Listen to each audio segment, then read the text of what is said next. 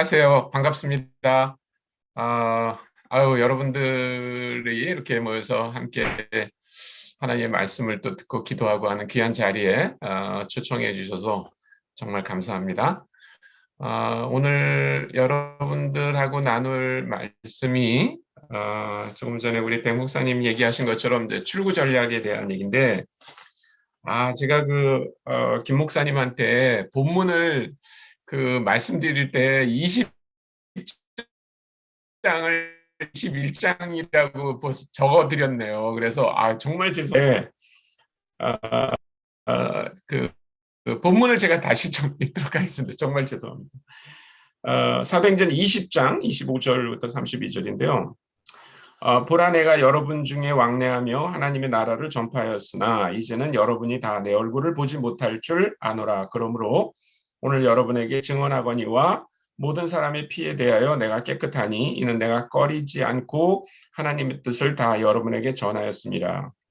여러분은 자기를 위하여 또는 온 양떼를 위하여 삼가라. 성령이 그들 가운데 여러분을 감독자로 삼고 하나님이 자기 피로 사신 교회를 보살피게 하셨느니라. 내가 떠나온 후에 사나운 이리가 여러분에게 들어와서 그 양떼를 아끼지 아니하며 또한 여러분 중에서도 제자들을 끌어 자기를 따르게 하려고 어그러진 말을 하는 사람들이 일어날 줄을 내가 아노라. 그러므로 여러분이 일깨어 내가 3년이나 밤낮 쉬지 않고 눈물로 각 사람을 훈계하던 것을 기억하라. 지금 내가 여러분을 주와 및 그 은혜의 말씀에 부탁하노니 그 말씀이 여러분을 능히 든든히 세우사 거룩하게 하심을 입은 모든 자 가운데 기업이 있게 하시리라. 네, 이 말씀은 아마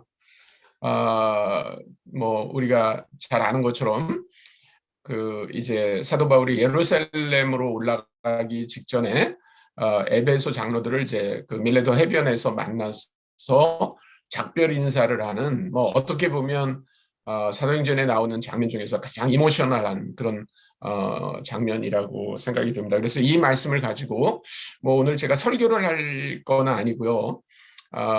저한테 부탁하신 내용이 이제 출구 전략이기 때문에 바울의 출구에 대해서 약간 언급을 하기 위해서 이 말씀을 읽었고, 대부분은 출구 전략에 대한 몇 가지 원리라고 할까요? 그런 것들을 좀 여러분과 함께 나누도록 그렇게 하겠습니다. 먼저 제 소개를 좀 해드리는 게 좋을 것 같아서 제가 PPT로 좀 여러분 소개를 좀 하도록 하겠습니다. 네.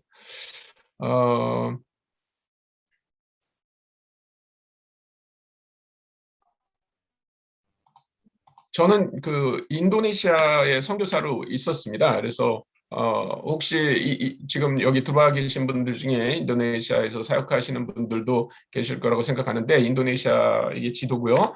저는 이제 특히 족자카르타라고 하는 지역에서 있었습니다. 여기 족자카르타는 요 지역입니다. 이 지역을 족자카르타라고 하는데, 스펠링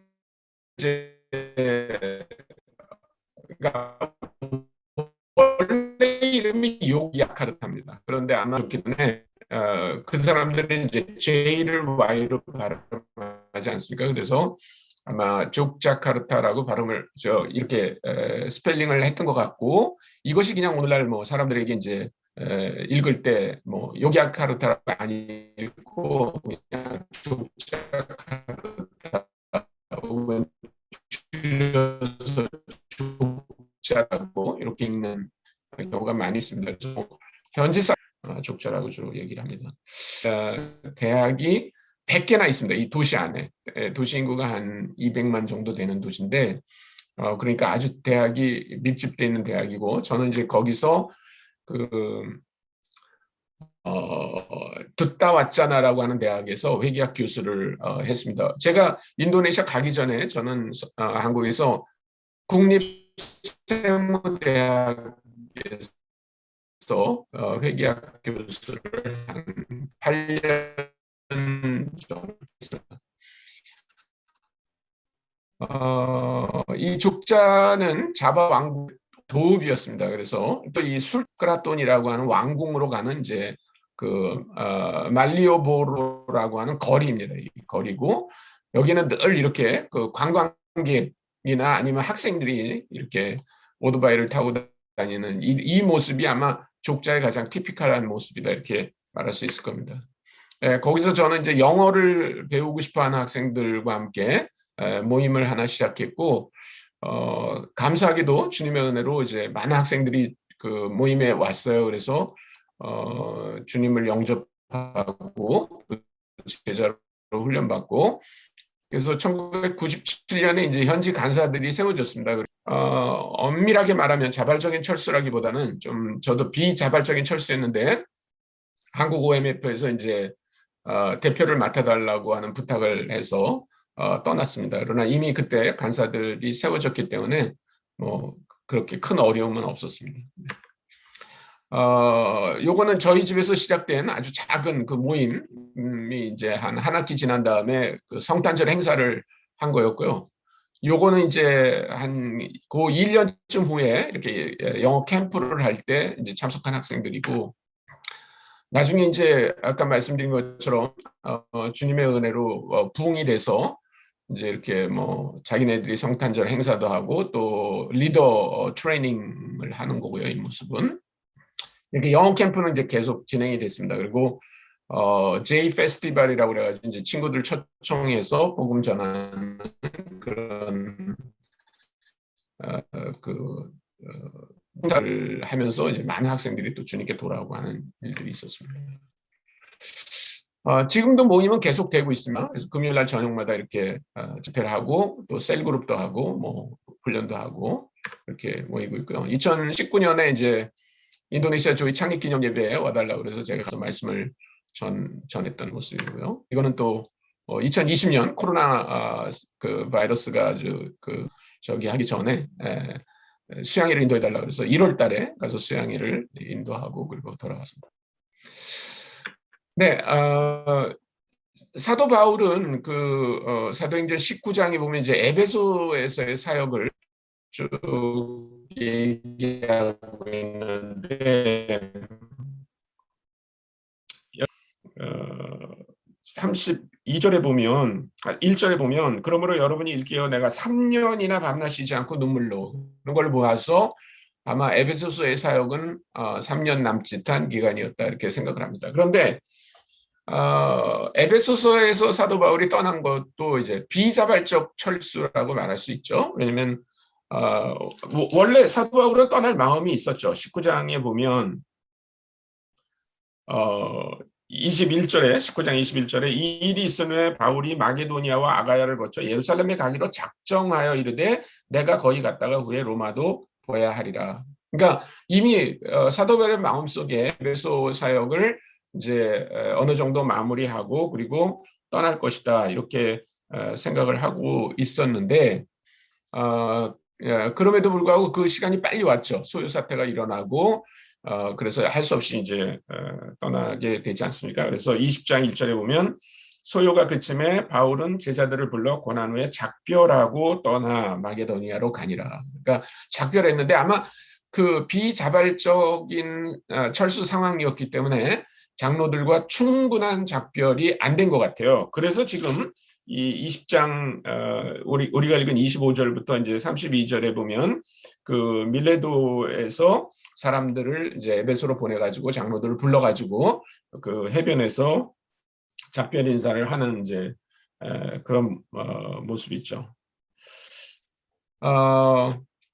그런데 다른 도시에서도 사도 바울은 거의 비슷한 일을 했다고 봅니다. 이 장로들을 세운 것 이것이 굉장히 중요하죠. 28절에 오늘 그 읽어드린 말씀 사도행전 20장 28절에 보면 여러분은 자기를 위하여 또는 온 양떼를 위하여 삼가라. 성령이 그들 가운데 여러분을 감독자로 삼고 하나님이 자기 피로 사신 교회를 보살피게 하셨느니라. 그러니까 사도 바울이 3년 동안 에베소에서 사역하면서 했던 아주 굉장히 핵심적인 일이 물론 이제 두란노를 이렇게 열어가지고 제자들을 훈련하고 하는 일을 했지만 그러나 여기 보면 굉장히 중요한 일이 뭐냐면 그런 철수를 생각해서 장로들을 세웠다는 겁니다. 근데 그거는 뭐 에베소에서만 그런 게 아니라 다른 지역도 마찬가지죠. 바울의 그 서신에 보면 그 장로들에 대해서 얘기할 때 그 장로들은 현지 교회의 리더들을 말하는 거 아닙니까?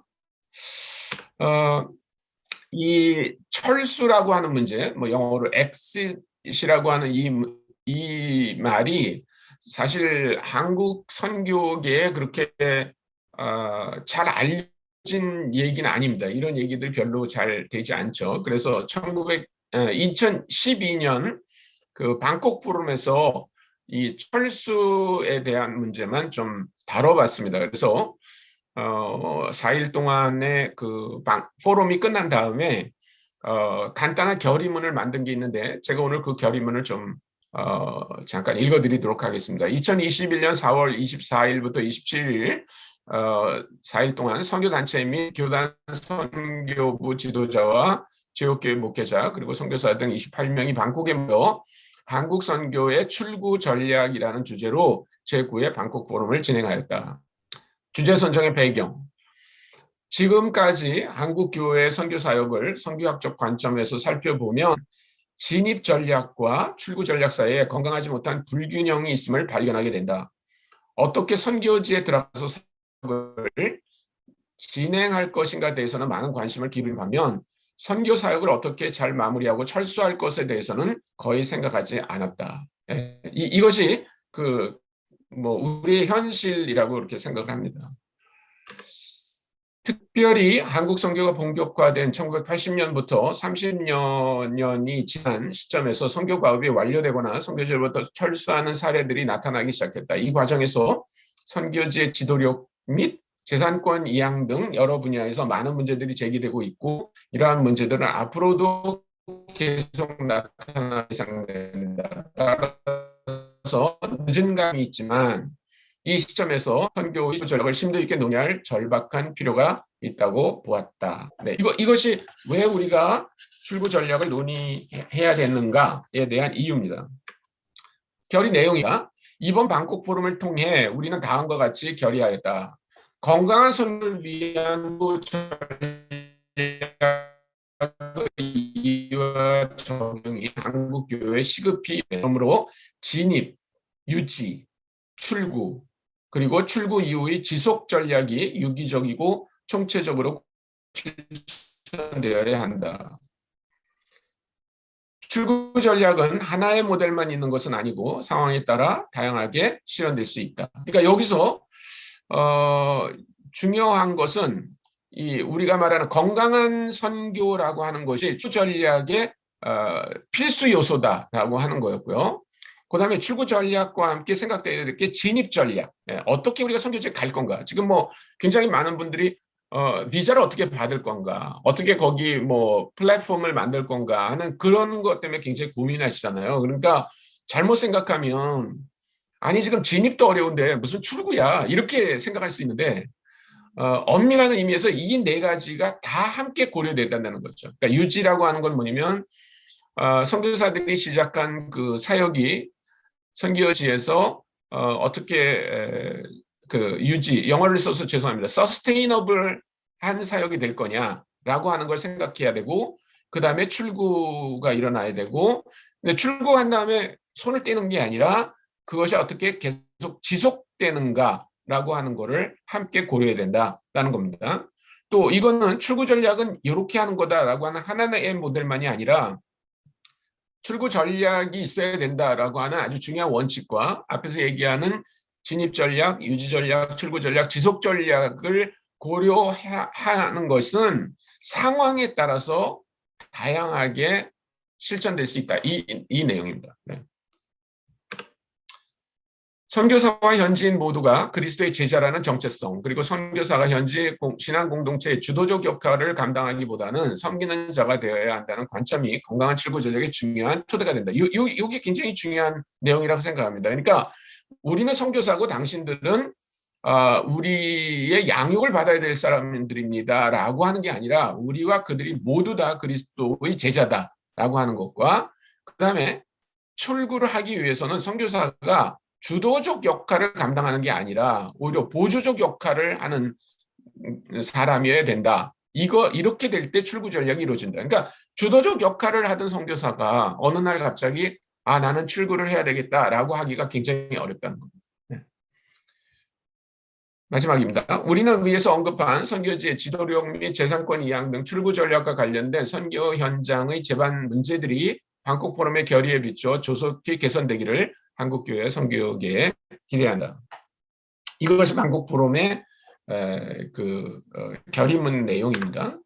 그러면 엑싯이라는 게 도대체 뭐냐? 그때 엑싯은 국가로부터 엑싯이 있고요. 그러니까 내가 지금 섬기는 나라로부터 저는 이제 철수합니다. 이렇게 철수할 수 있고요. 그다음에 사역지로부터 철수할 수 있습니다. 그러니까 사역지라고 하는 말은 뭐냐면 내가 예를 들어서 인도네시아로 얘기하면 내가 족자에서 학생 사역을 했는데 이제는 뭐 메단에서 사역을 하겠습니다. 아니면 뭐 나는 슬라베시에 있는 마카사르에 가서 사역을 하겠습니다. 그렇게 하는 거를 이제 사역지에서의 엑싯이라고 말할 수 있고요. 선교사로서의 엑싯은 뭐냐면 뭐 선교를 그만두는 거죠. 나는 이제 선교를 안 하고 뭐 목회를 하신다든지 아니면 다른 직업으로 돌아갑니다라고 하는 게 엑싯이라고 말할 수 있고, 엑싯은 제가 여기 지금 표시하지 않았지만 제가 볼 때 자발적인 엑싯이 있고요. 자발적인 출구. 그다음에 비자발적인 출구가 있습니다. 아마 지금 우리 선교사님들 중에 굉장히 지금 비인불 하시는 분들이 많을 텐데, 일면 판단믹 상황에서 어려움, 건강상의 이유나 이런 것도 비자발적 철수가 될 수 있어요. 근데 이제 지금 저희가 얘기하는 이 철수는 어떤 철수를 말하냐면 계획된 철수입니다. planned exit을 말하는 거예요. 그러니까 아까도 얘기했지만 선교지에서 사역을 시작할 때부터 그 진입 전략만 얘기할 게 아니라 어떻게 하면 들어갈까 뭐 그렇게 할 게 아니라 진입은 어떻게 하고 그 사역의 유지는 어떻게 하고 출구를 어떻게 하고 출구 이후에는 어떻게 계속적으로 이렇게 관계를 맺을 건가에 대한 생각을 아예 처음부터 갖는 걸 말하는 겁니다. 엑시스의 역사는 굉장히 오래됐습니다. 이미 1850년에 헨리 반이라는 사람과 벤이 아니라 밴인데요. 헨리 반과 그 로버트 앤더슨이라고 하는 분이 있었는데 한 분은 이제 영국 사람이고 한 분은 그 미국 사람인데 이 두 분이 다 그 선교 단체 총무였어요. 다른 단체인데 그리고 아주 굉장히 재미있습니다. 두 분이 나이도 똑같고 거의 활동한 해도 똑같은데 이 사람들은 선교지에 가지 않았어요. 그냥 총무로 그 본국에서 사역을 했던 분인데 이분들은 심지어는 선교는 안락사해야 된다 이런 말을 썼어요. 굉장히 엽기적인 말처럼 들리지만 그래서 이제 이 당시에도 이 말에 대해서 굉장히 논란이 많이 있었습니다. 도대체 이게 왜 이런 말을 쓰냐? 근데 그건 뭐냐면 이분들이 볼 때 성공적인 선교는 뭐냐? 결국 선교사가 떠나는 것이다. 거죠. 네, 그래서 현지인들로 세워지는 교회, 현지 교회 이것이 성공적이죠. 왜 한국 교회를 성공했다고 얘기합니까?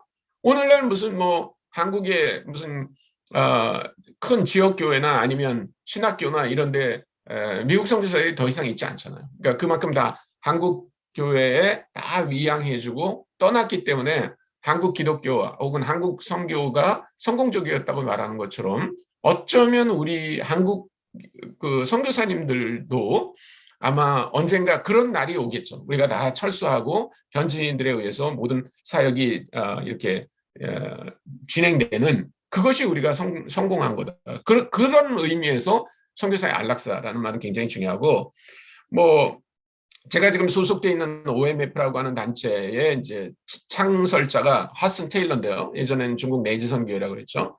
그 하슨 테일러도 늘 시간 있으면 얘기했습니다. 선교사는 비계목이다. 영어로 scaffold.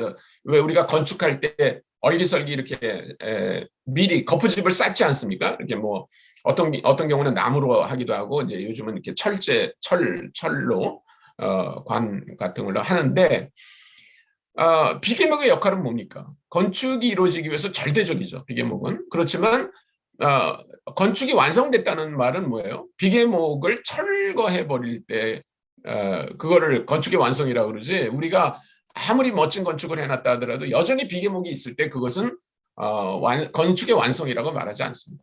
그러니까 그 얘기는 뭐냐면 결국 선교의 완성은 뭐냐면 선교사가 떠났기 때문에 그런 완성이다 이렇게 말할 수 있다는 것입니다.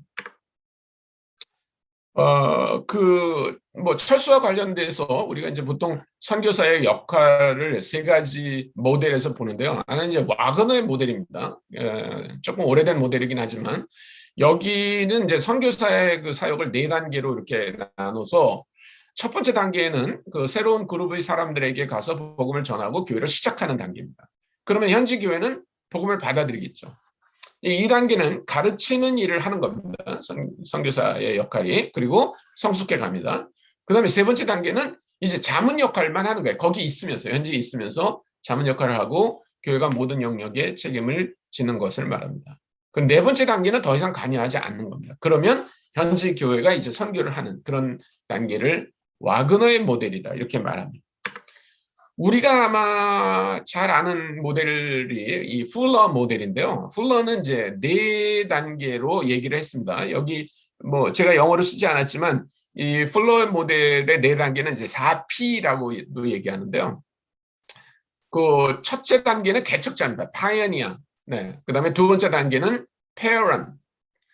그다음에 세 번째 단계는 파트너. 그다음에 네 번째 단계는 participant. 이렇게 합니다. 그래서 개척자의 상태에서는 이제 선교회가 혼자 개척을 하는 거죠. 그리고 이제 두 번째 단계는 선교회가 지도력을 발휘하고 교회를 현지 교회를 이렇게 발전시켜 나가고 세 번째 단계는 선교회와 교회가 함께 사역을 하고 네 번째 단계는 이제 교회가 현지 교회가 성숙해서 지도력을 발휘하고 자기는 이제 뭐 그냥 뭐 예배만 드린다든지 그런 단계를 풀러 모델이라고 말하는 겁니다. 근데 사실 이제 가장 마음에 드는 건 그 스테판의 모델이죠. 스테판의 모델은 5단계로 말했어요. 그래서 이제 진입 이전 단계, 그다음에 이제 진입해서 전도하기 이전 단계, 그러니까 관계를 형성하는 걸 말하고요. 3단계는 전도, 4단계는 전도 이후, 그다음에 철수 이렇게 했습니다. 그래서 그때마다 선교사가 어떤 역할을 하는가를 여기 적었는데요. 이게 배우는 자는 처음부터 끝까지라는 거예요. 선교사는 처음부터 끝까지 배우는 사람이다. 그러니까 굉장히 많은 경우에 선교사는 가르치는 사람이다라고 생각하는데 스테프는 그렇게 생각하지 않았습니다. 선교사는 처음부터 끝까지 배우는 자다. 저는 그것이 아까 얘기한 그 방콕 포럼에서 얘기한 그 제자라고 하는 정체성이 더 큰 거다. 우리에게는 라는 말하고도 맥을 같이 한다고 보고요. 그다음에 전도자의 역할은 이제 여기 3단계부터죠. 전도가 일어나는. 그다음에 이제 교사는 전도 이후 4단계부터 교사로서. 그다음에 이제 현지 조언자로 여기 남아 있으면서 하지만 결국은 이제 철수하고 가끔씩 가는 순회 조언자 아니면 나중에 이제 부재 조언자. 뭐 요즘 같은 상황은 우리가 SNS나 줌이나 뭐 메일이나 이런 게 있잖아요. 그러니까 그런 걸 통해서 자기는 거기 없으면서 사역을 하는 그런 모습일 수 있다. 그래서 아마 철수와 관련해서 가장 우리에게 인사이트를 주는 것은 이 스테판의 모델이 아닌가 저는 그렇게 생각합니다. 뭐 PSP를 그 미션 퍼스펙티브 과정을 한 선교사님들은 아마 충분히 아실 건데 그 퍼스펙티브 과정의 10과 문화적 관점의 10과에 보면 이제 몽골에서 교회 개척한 얘기가 하나 나옵니다. 멀리서 들리는 천둥 소리라고 하는 아티클이 있는데 거기 보면 이제 그 브라이언 호건이라고 하는 사람이 몽골에 가서 그 교회 개척한 이야기가 나오는데요. 저는 그것이 아주 그 선교사 출구 전략의 가장 좋은 모델이지 않을까 이렇게 생각하는데요. 결국 이 사람이 이제 에르더네트라고 하는 그 일종의 광산 지역입니다. 그곳에 가서 뭐 혼자 한 건 아니고 이제 여러 외국 선교사들이 팀이 되어서 이제 그곳에 갔는데 물론 선교 단체는 다릅니다. 처음에는 이 사람들이 이제 상황화를 전혀 하지 않은 상태에서 그 사역을 했는데 뭐 10대 여학생들 몇 명만 그저 교회에 나올 정도로 별로 이렇게 사역의 열매가 없었습니다. 그러다가 진짜 몽골 남자들, 그러니까 그 게르에 살고 있는 몽골 남자들이 몇 명이 이제 교회에 와서 성경을 배웠습니다. 근데 그때까지만 해도 선교사들은 이 하나님의 이름을 몽골 사람들이 알고 있는 그런 토속적인 신의 이름으로 부르지 않고 율통청 에이쟁이라고 하는 하나님의 이름을 만들어 사용했어요. 그러니까 뭐 우주의 주인이다라고 하는. 그러니까 일반 사람들이 볼 때 이 선교사들이 와가지고 무슨 외국에서 온 신을 우리에게 알려주나 보다 이런 생각을 했다는 거죠. 그런데 이제 시간이 지나면서 이 남자들이 아까 얘기한 몽골 남자들이 자기 동네에 가가지고 예수님을 전하면서 브로항이라고 하는 그 하나님의 이름을 썼다는 겁니다. 그래서 그 브로항이 천지를 만든 분인데 그분이 아들을 보냈다. 그 아들이 아주 신통방통해서 죽은 사람을 일으키고 뭐 눈먼 자의 눈을 뜨게 하고 다리 저는 사람의 그 다리를 걷게 해주고 자기도 죽었는데 나중에 부활했다. 이런 이제 얘기들을 들려줘서 굉장한 부흥이 일어나기 시작합니다. 그리고 이제 이 교회가 생겼을 때 굉장히 잘 바뀝니다. 예, 그 예배 방식도 예배는 이렇게 합니다라고 가르쳐 준 게 아니라 여러분들 같으면 어떻게 하면 좋겠냐 이렇게 하고요. 찬양도 그 선교사들이 알고 있는 찬양을 알려준 게 아니라 여러분 곡조에다 한번 곡을 붙여봐라 이렇게 해서 그 굉장히 철저하게 그걸 합니다. 그 제가 그 브라이언 호건이라고 하는 사람이 그 강의하는 내용을 한번 유튜브에서 들은 적이 있었는데요. 굉장히 의도적으로 그렇게 했다는 거예요. 그러니까 우연히 그 사람들이 그렇게 한 게 아니라, 그리고 뭐 세례를 할 때도 어떻게 할 건가 하는 걸 이분들에게 현지인들에게 물어서 그렇게 하고, 그래서 가급적이면 선교사의 영향력을 처음부터 줄이려고 노력했다는 거죠. 그리고 이제 몇 년 만에 철수를 합니다. 왜 철수를 하냐면 결국 이 현지 교회가 다른 동네에 가서 교회를 개척하는 모습을 보기 시작했어요.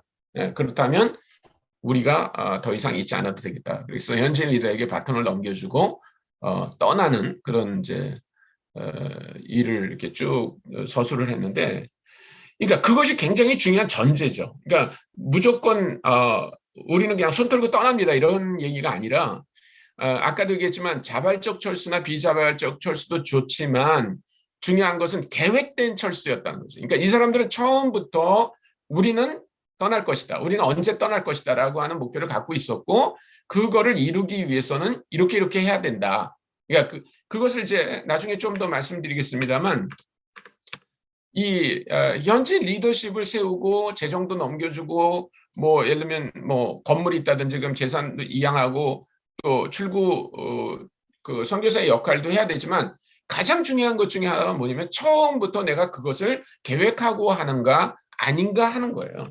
그러니까 예를 들면 의존성을 계속 늘리고 있으면서 선교사가 나는 출구하겠다 그 얘기는 되지 않습니다. 우리가 자녀를 기를 때에도 처음에는 다 해주잖아요. 어린 자녀는. 그렇지만 아이들에게 자꾸 이건 네가 해야 돼, 네가 해야 돼라고 해서 그 아이가 자립할 수 있게 만드는 과정이 없이 다 해주다가 어느 날 이제부터 네가 해라고 할 때 그 아이가 그걸 할 수 없는 것처럼 선교지도 똑같은 거죠. 그러니까 우리가 하고 있는 사역이 과연 출구를 향해서 가고 있는가 아닌가를 판단할 수 있습니다. 그거는 뭐냐면 내가 하는 사역이 의존성을 늘리고 있는가 아니면 의존성을 줄이고 있는가 아니면 아예 처음부터 의존성을 거의 제로 상태로 만들어 놓고 이거를 시작하는가라고 하는 거에 따라 출구가 굉장히 달라진다는 겁니다. 그래서 지금 제가 말씀드리는 건 아까 이제 그 방콕 포럼의 결의문의 연장인데요. 엑세스 고려할 사항을 몇 가지만 말씀을 드리고 아마 저는 오늘 뭐 제가 강의하려는 건 마쳐야 될 것 같은데요. 처음부터 선교사의 역할을 조연으로 한정해야 된다. 그러니까 이거는 내 사역이다라고 하지 않고 이거는 현지인들의 사역인데 나는 도우러 왔다라고 할 때 굉장히 달라진다는 겁니다. 출구 전략은 사역이 진행된 후에 생각할 것이 아니라 선교사가 진입할 때부터 반드시 생각하고 시작해야 된다. 그러니까 이것이 없는데 어느 날 10년 동안 내가 사역을 했는데 난 이제부터 출구를 해야 되겠다라고 할 때 여러분들도 굉장히 힘들지만 현지인들도 굉장히 어렵습니다. 이분이 가시면 우리는 어떻게 돼? 이렇게 되니까요. 그렇다고 선교사가 출구하고 관계를 끊는 것은 아니고 아까 얘기한 것처럼 진입 전략을 생각하고요. 그다음에 유지 전략. 그러니까 이 유지 전략에서 굉장히 중요한 게 아까 얘기한 그 현지인들이 중심이 되어서 예배도 그렇고 뭐 이런 것들을 재정도 그렇고 이런 것들을 결정하게 하는 게 중요하다는 겁니다. 그다음에 지속 전략. 그러니까 끝나고 난 다음에 나는 어떤 관계를 유지할 건가 이런 것들에 대한 생각을 하는 게 필요하다는 겁니다. 세 번째는 삼자 원리가 실천돼야 된다. 그러기 위해서 아까 그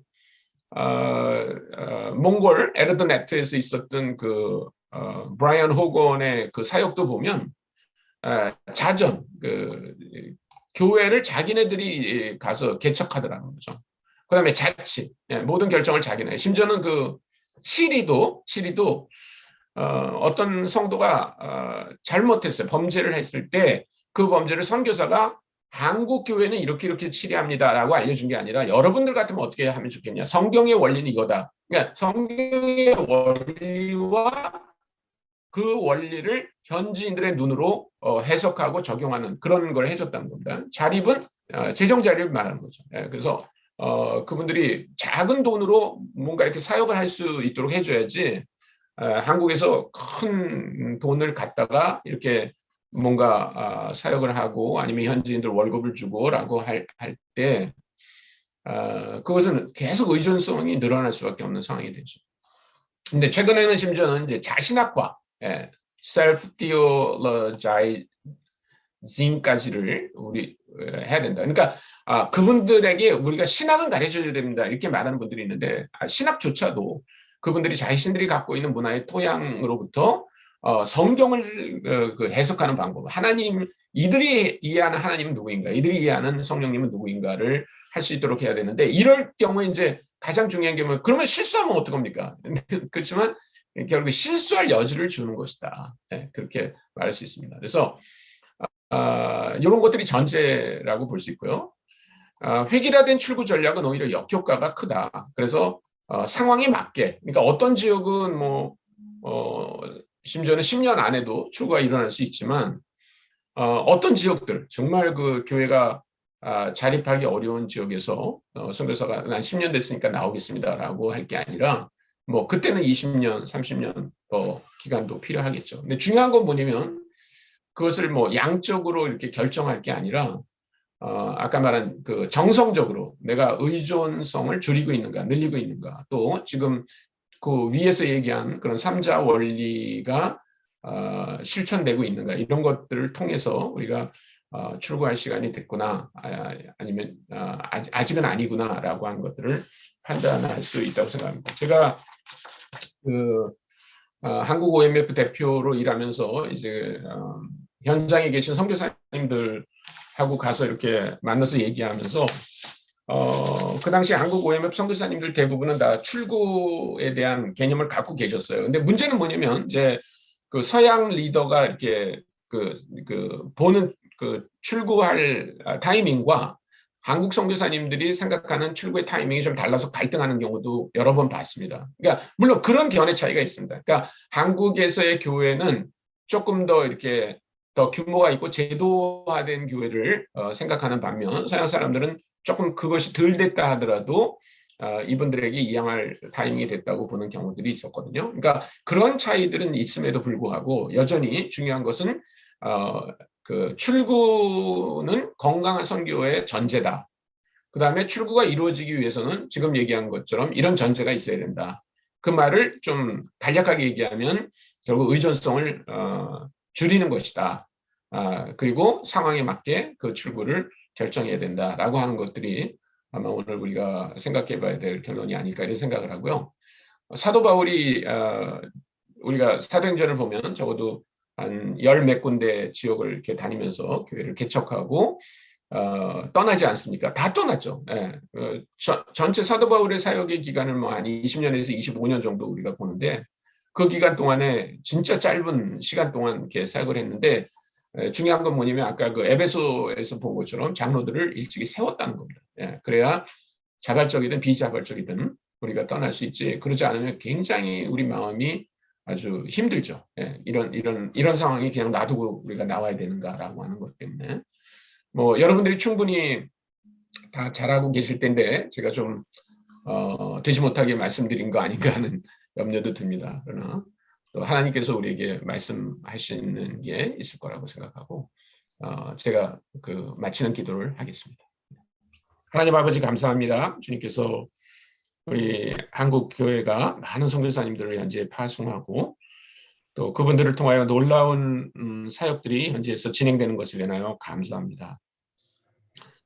하나님, 그럼에도 불구하고 오늘 우리가 나눈 것처럼 이 출구 전략이라고 하는 것이 우리들에게 어떤 때는 아직도 생소하고 또 설령 우리가 출구라고 하는 것이 건강한 선교의 전제라 하더라도 우리가 그 현지인들에 대한 사랑과 또 애정 때문에 우리가 쉽게 그 출구에 대한 생각과 또 그 프로세스 진행을 못하는 경우가 있는데, 하나님, 우리가 마치 그 비계목처럼 완성된 건축이 완성되면 그것을 떠나야 되는 것처럼 우리 할 수 있게 하여 주옵소서. 주님하고 그래서 현지인들이 결국 모든 것을 맡아서 하는 그런 아름다운 현지 교회가 세워지는 것을 우리가 보게 하여 주옵소서. 귀한 선교사님들의 사역 가운데 함께 하여 주셔서 열매들이 수 있게 하여 주시기를 원합니다.